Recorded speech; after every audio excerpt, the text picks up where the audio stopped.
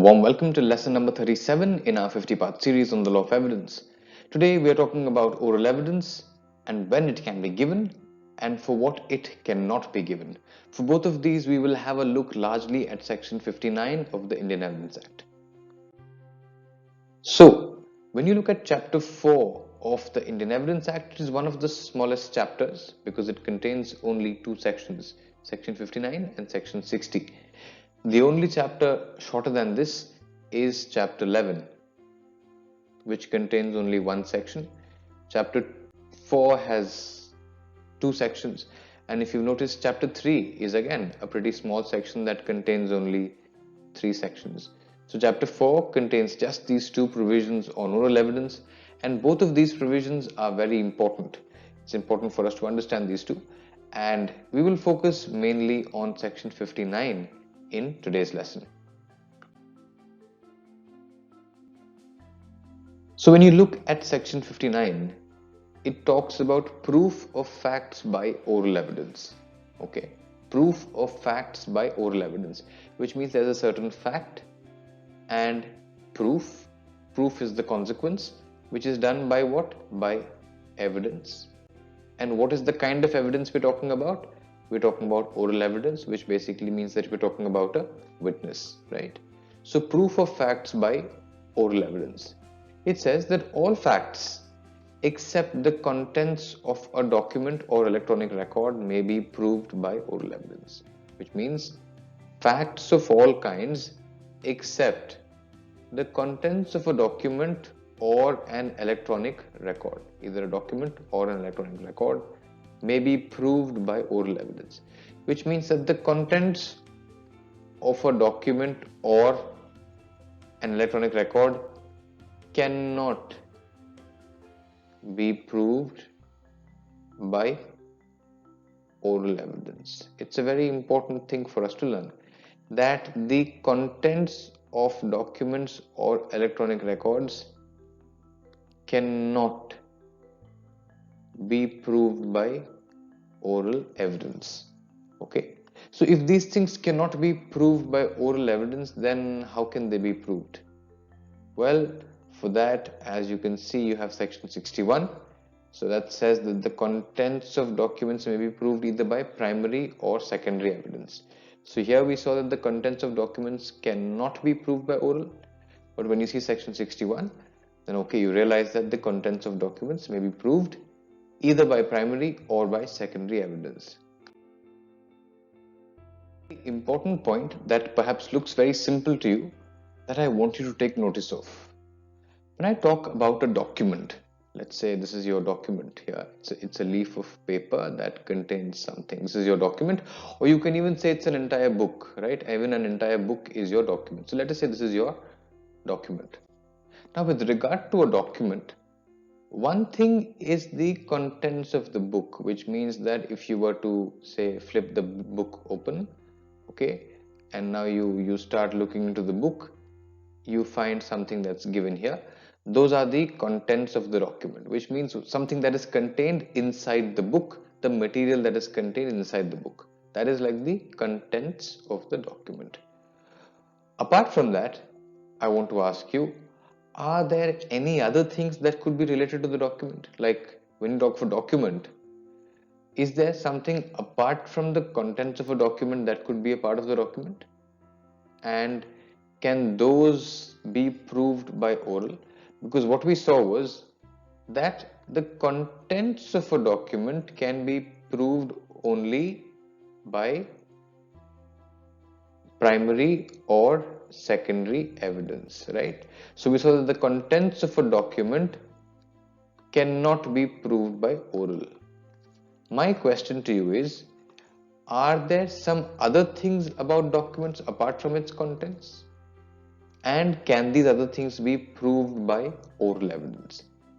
This we know cannot be proved by oral evidence, but can these be proved by oral evidence is the question I am asking you.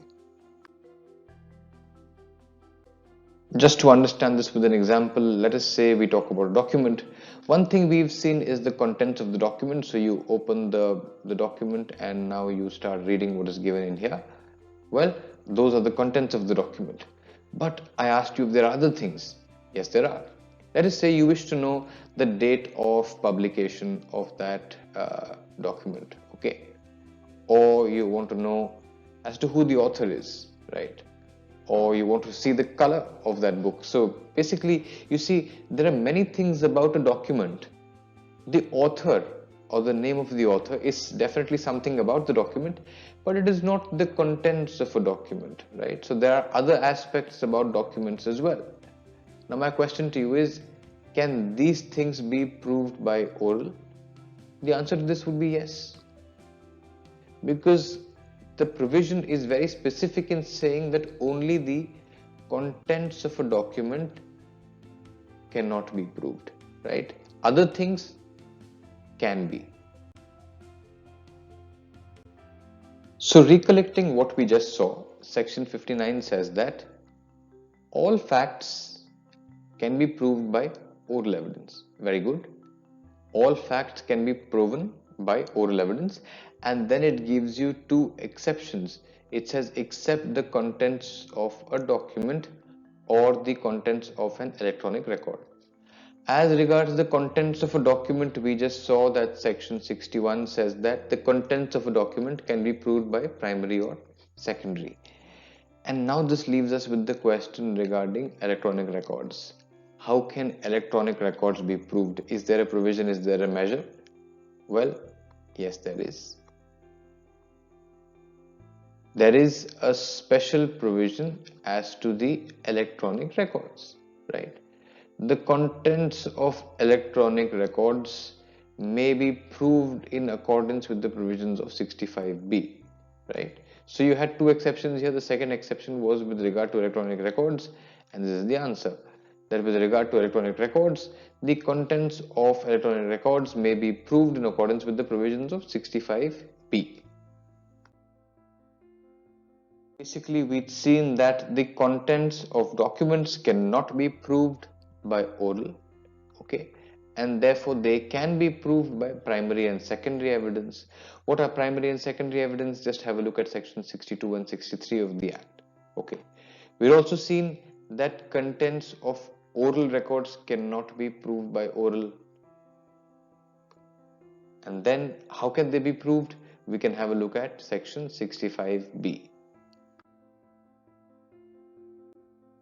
So in this brief lesson, our objective was to be able to see as to what those things are for which oral evidence can be given and what those things are for which it cannot be given. Let's talk about what it cannot be given first.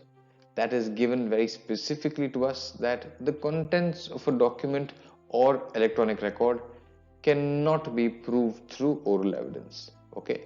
So what does that mean? Basically, if you're talking about the contents of a document, why do you want a witness to come up and then speak to the court about the document, right? What the court says is, instead of a person coming and speaking to me about the document, why don't you just get the document to my table? Let me read the document and then let me decide, right? So you don't want oral evidence for the contents of a document or electronic record because the document itself is good. You can use the document itself, okay? And then we look at what evidence can be given for, what oral evidence can be given for. It can basically be given for everything apart from the contents of a document, everything else. And those also include various things. For example, other aspects of documents. It could also include the oral statements, of course. So basically everything else, other aspects of a document such as its condition or maybe its existence, these things can be proven through oral evidence, and of course all the other kinds of facts can readily be proven by oral statements.